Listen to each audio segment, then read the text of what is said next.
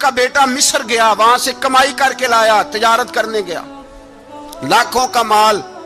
کون سا باپ ہے دنیا میں جس کا بیٹا باہر سے پیسے لے کے آئے تو ابا تفصیل پوچھے کہ بیٹا کہاں سے کمائے، کہاں سے لایا، کتنے ملے، کیوں آئے؟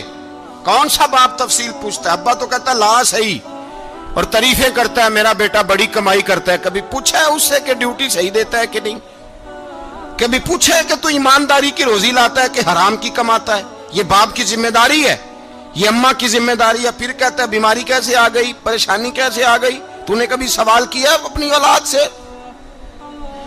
حضرت عمر فاروق رضی اللہ تعالیٰ عنہ کا بیٹا مصر سے پیسے کما کے لایا تو جناب عمر نے بلایا، فرمایا بیٹے اتنی تو تیرے پاس راس ہی نہیں تھی، تھوڑے سے تو پیسے لے کے گیا تھا، اتنی کمائی کیسے ہو گئی؟ اتنے تو پیسے نہیں تھے صاحب، کہاں سے کمائی لائے؟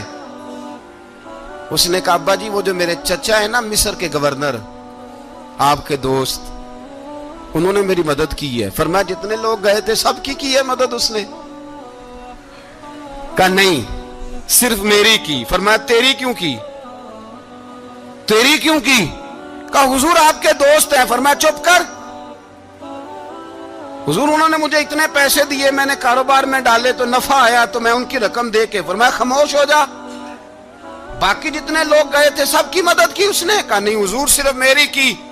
فرمایا اس نے تیری مدد نہیں کی، اس نے خلیفہ کے بیٹے کی مدد کی، اس لیے کہ وہ خلیفہ کو اپنے حق میں نرم کر سکے۔ فرمایا آدھا مال تیرا ہے، آدھا مال غنیمت کا ہے، مال خزانہ کا ہے، مسلمانوں کا ہے، اس لیے کہ تو جو وہاں سے مال کما کے لایا ہے وہ اپنے باپ کے خلیفہ ہونے کی وجہ سے کما کے لایا ہے، لہذا رکھ ادھر۔ یہاں کہتے ہیں کدھر سے آیا، کیسے آیا، کون سا حساب دیں، کیا کریں؟ او بھائی حضرت عمر رضی اللہ تعالیٰ عنہ کا اپنی اولاد کے بارے میں یہ رنگ ہے۔ ایک جنگ سے نا خوشبو آئی، خوشبو بڑی مہنگی ہوتی تھی، عرب میں خوشبو آج بھی بڑی مہنگی ہے، وہ زیادہ استعمال کرتے ہیں۔ میری باتوں کی سمجھ آ رہی ہے میرے بھائیوں؟ بڑی مہنگی خوشبو تھی۔ جب وہ خوشبو آئی تو حضرت عمر نے کہا، گھر میں پہلے پہنچی حضرت عمر کے، چونکہ زیادہ عورتیں استعمال کرتی تھی گھر کے اندر خوشبو، مرد بھی لگاتے تھے۔ حضرت عمر نے اپنی بیوی سے کہا، آپ کی زوجہ تو تھی وہ بڑی خوشبو کو پسند کرتی تھی۔ حضرت عمر نے اپنی زوجہ سے کہا کہ خوشبو لاؤ، میں نے ایک عورت کی ڈیوٹی لگائی ہے، وہ خوشبو تول کے نا تو حصہ برابر صحابہ میں بانٹ دے گی۔ تو آپ کی زوجہ کہنے لگی کسی بی بی کی ڈیوٹی لگانے کی کیا ضرورت تھی، میں جو موجود تھی میں بانٹ دیتی ہوں تول کے حصہ برابر۔ آپ نے فرمایا نہیں تو رہنے دے، وہ فلانی بی بی بانٹے گی۔ کہا حضور میں نے بھی بانٹنی ہے، میرے پہ کچھ حق ہے؟